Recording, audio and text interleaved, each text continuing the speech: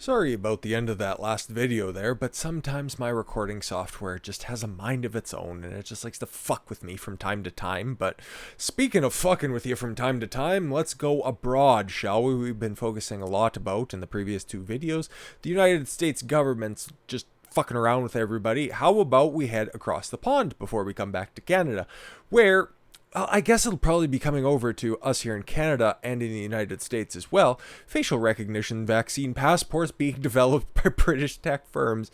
Oh, 15 days to flatten the curve, right? Fucking Christ.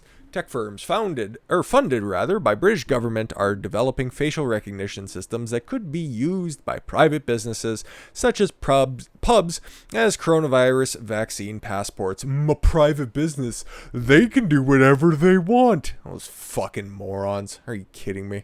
A scheme being developed by tech companies iProve and Mvin, sure, which have received a £75,000 government grant, wow, would see companies employ software that would cross-reference the face of British patrons to vaccination and coronavirus testing databases before entering their establishment. Whoever is standing on the door of the pub is going to have to scan the certificate, read the name and date of birth, then ask the person for an identification document. Check that name and the date of birth on the ID document are the same. Squint at the photograph on the ID document and then make sure that the person in front of them is that person, Mr. Budd said, adding, "That's not going to happen." Well, I certainly hope not, but boy. The plan is being developed by two companies would instead see people stare into a smartphone camera. That seems far less Orwellian, which would use facial recognition to check against NHS data on vaccination and coronavirus tests, reportedly within seconds. But remember, Boris Johnson said not that long ago that local passports would not be necessary. But guess what? Private companies can do whatever they want. Yeah, that's definitely not going to stay on British soil, just like that variant, that very deadly, very different variant. Fuck off. Speaking of people who can fuck right off, Dr. Tam calls for stronger, stricter measures or else pandemic will resurge even stronger. Well, it's not, and we have the numbers to prove that, but let's see what this flat-faced retard has to say.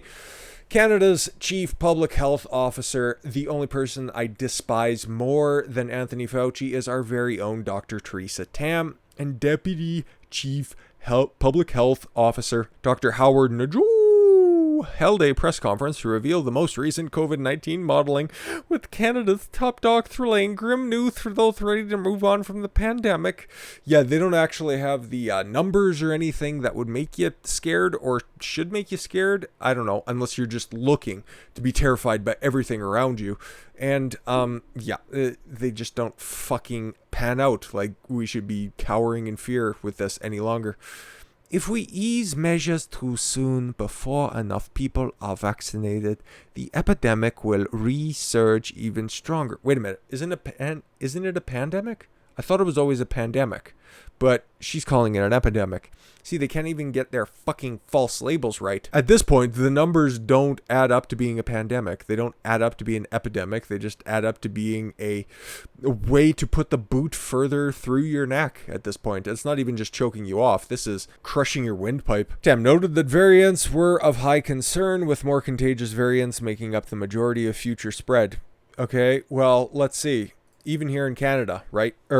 It's still in Canada, by the way, more specifically Alberta. So, okay, if our cases, and you remember I reported on this last week or the week before, we were supposed to be well over 300 cases, hospitalizations at this point, and guess what?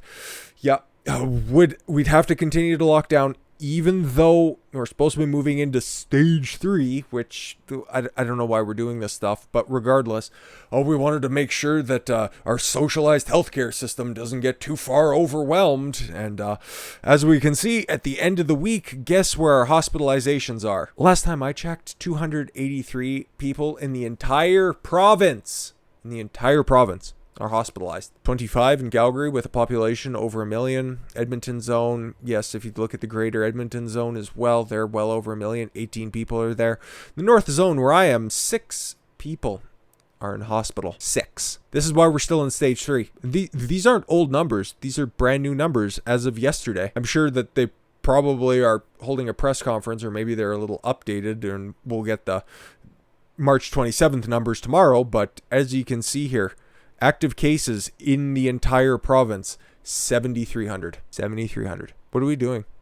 I don't know what we're supposed to be scared for anymore. I don't get it. And here's the justification, okay? Will Alberta have COVID-19 restrictions added back? Here's what the officials have to say. We're following the science. While Albertans expected the province to move into step 3 of the COVID-19 reopening plan, officials didn't budge and kept the province in step 2. Why is that? The numbers look like everything's going down. Step 3 would allow things like indoor gatherings. Yes, you're still not allowed to in Alberta. Over a year after 15 days to flatten the curve, you're not allowed to have indoor gatherings. You can have outdoor gatherings, that's fine. Only 10 people though. Fuck off. With restrictions and indoor team sports to resume, but officials cited rising case numbers, rising hospitalizations, and further spread of COVID-19 variants as reasons behind not moving forward. 1,900 cases. 1,900 deaths. Since the beginning. 65 people are in intensive care. That's it. That's all. How is this rising?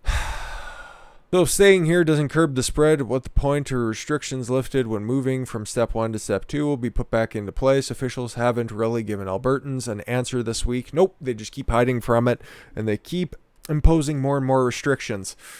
Unless, of course, you are the NHL. Then you get special provisions. You get to not adhere to this because every response to this is a fucking joke. Canadian government approved 7-day quarantine for NHL players. The Canadian government waived its mandatory 14-day quarantine period for players acquired by Canadian NHL teams from U.S. clubs under national interest grounds ahead of the league's April 12th trade deadline. No fans are allowed to go and see the professional ice hockey games. You're not even allowed to gather indoors at this point. But you know what, the professionals, you know what, the elites out there, they can go ahead and skirt the 14-day quarantine period. They only need a 7-day period. Do you think that this is a fucking joke yet? This whole country is so properly fucked. Like I've said it before, okay, things are probably going to get a little bit worse in the United States, but at least there is some sort of hope in 2022 and 2024. Up here in Canada, you don't know this stuff, okay? I seen this pop up on my fucking phone when I was checking sports scores, seeing what the fuck is happening with the MLB, seeing if there's any progress, if they're becoming less woke, and it's not fucking likely. And then you get shit like this pop up because it's a fucking national program. Whenever it comes out, that anything that happens in the NHL, it gets run as headline fucking news. This is such fucking elitist behavior. I cannot believe it. And actually I can, because you have assholes like Dr. Theresa Tam, who's this respected individual who I haven't heard of before in my life, and finding any information on her long term is as hard as parsing a needle from the proverbial haystack. So I'm wondering, between the UK and Canada, who's going to be locked down longer? Who knows? Who knows? And at least I'm getting sick.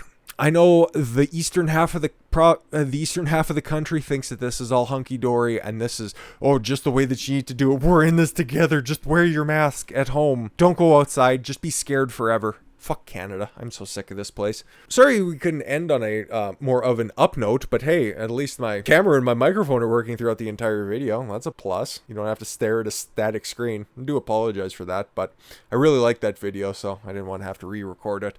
And yeah, as much as I am angry about this and I don't see a future for Canada, if you're an American viewer, take solace in the fact that there are 2 other major countries who are doing a hell of a lot worse than you. And with that said, guys, do enjoy the rest of your Saturday evening. We'll be back tomorrow with some other fucking pile of horseshit, I'd imagine. Thank you all very much for the gift of your time. I've been Don Consuelo. I want you to follow your gut and get after it. Take care, everyone.